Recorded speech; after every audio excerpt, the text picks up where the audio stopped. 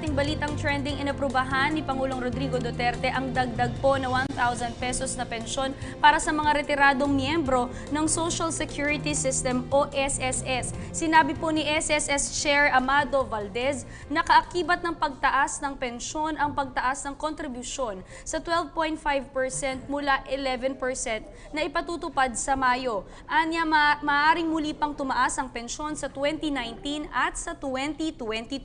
Kung maalala nyo, Audrey at Jules, itong nakaraang taon ay hinarang ni dating Pangulong Benigno S. Aquino III ang panukalang batas na magtataas ng 2,000 pesos na pensyon. Sinabi ni President Aquino na kapag inaprubahan ito ay mauuwi sa bankruptcy ang SSS. Anya, kinakailangan daw na 56 bilyon kada taon upang masustentuhan ang 2,000 pesos na pagtaas ng nasa 2.15 milyong retirado. So if ever magtaas yan, mabigyan ng pensyon, since aprubahan tayo mismong mga SSS members, magtataas tayo ng contribution taon-taon. Pero syempre ito yung in fulfillment nga ng ating Pangulo sa kanyang social contract with the Filipino people na since his campaign period, sinabi niya na to at ngayon nga, after 6 months, tinutupad niya na yung mga pangako niya. Isipin niyo yun talagang kailangan lang ng political will para syempre matupad yung hinihingi ng mga kababayan natin and at last, on his 7th month, matutupad na agad. Pero first half pa lang to, in 2022 or 2019, posibleng magtaas ulit. Okay, na-fulfill na sa loob pa lang ng mahigit 6 na buwan yung 50% ng kanyang pangako. Not bad at all. Good news ito para sa ating mga pensioners, mahigit 2 milyon. Ngayon, merong medyo kinakabahan dahil ang pondo daw ng SSS ay baka naman mabankrupt. Sinabi nga ni Dayan kanina.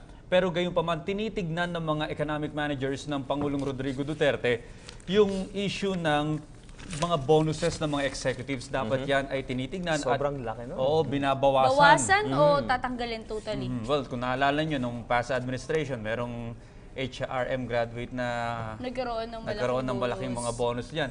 Pero ngayon, yan ang tinitignan ng Pangulo at ng mga economic managers. Gayon na rin yung pagbibigay ng increase doon sa mga tayot. Parang gumagalang naman yan sa mga... Ay, cellphone ni Gilbert ata yung naririnig natin. Ayan, di ba? Pero syempre talagang sobrang good news. Pero tama yung sinabi mo, Audrey, kanina na yung mga executives na sobrang laki na nakukuha, pero yung mga pensioners natin na buong buhay nila nagtrabaho sila, tapos ang liit lang na nakukuha nila. Isa pa, ang paiigtingin ng SSS ngayon, yung kanilang collection policy.